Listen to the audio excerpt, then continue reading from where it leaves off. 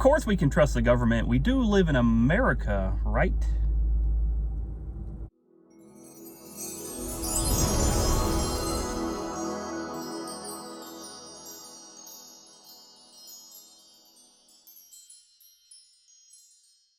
What's going on, truthers? And I just want to talk briefly about something that I want to warn Christians about, and that is the government, the United States government. Now, I've been looking into a lot of political moves that have been going on in the government, both under Trump's administration and now presently in Biden's administration. And we kind of had this weird period, almost like a honeymoon phase with Christianity, at least as like an institution in America when Trump was in, obviously because Trump, rallied Christian supporters, and that's where a lot of his supporter base was from, and he had Paula White, who was a Christian, not even gonna get into that, as his spiritual leader. Now, the problem is that in America, we've had a grace period, right, of several hundred years, right, many decades, where Christianity has not experienced persecution in any substantive way in America, right? Because obviously Christianity was the foundation of the Constitution of the United States, right? The idea that all men have inalienable rights, and our Constitution is based on Christian foundational teachings, right? There's presuppositions of Christianity built into the Constitution of the United States. But we are quickly seeing that foundation slip away. Now, it has been slipping for a long time. It's hard to, as with anything in history, it's hard to put, an exact starting point on when something's happened.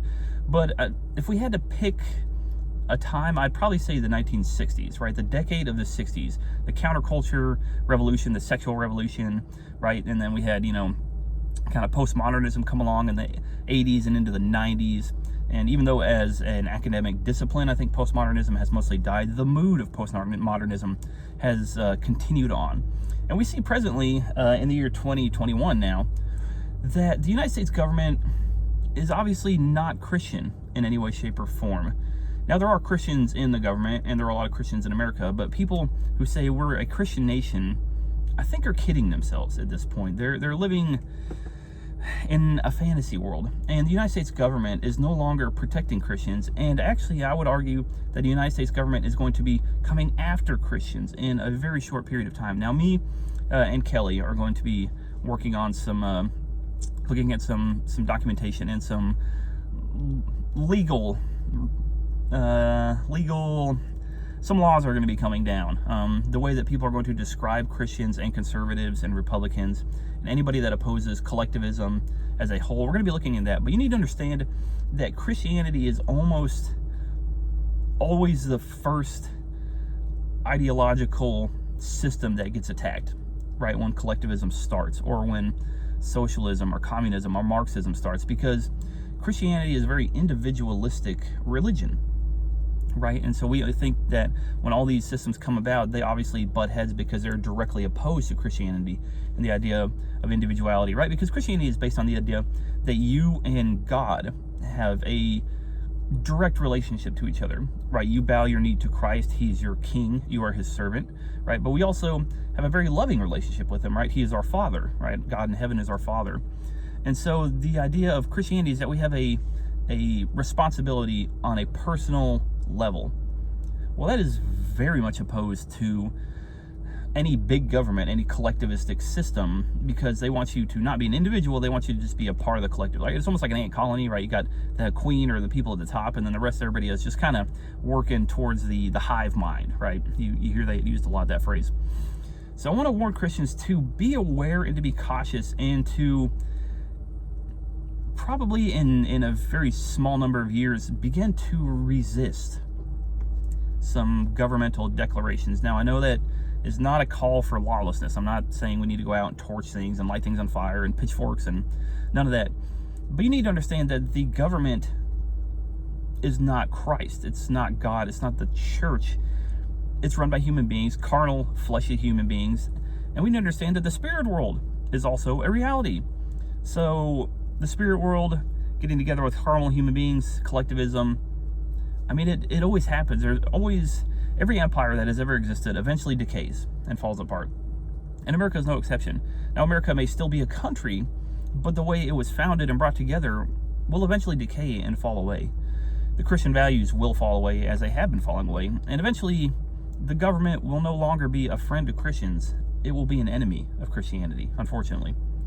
So just be aware of that. And like I said, in the next couple of weeks, me and Kelly are going to, and by Kelly, if you don't know who Kelly is, on our main channel we have a series called Fireside Chats. So we've only done a couple episodes, but we're going to be working more on that. So keep an eye out for that over the next couple of weeks.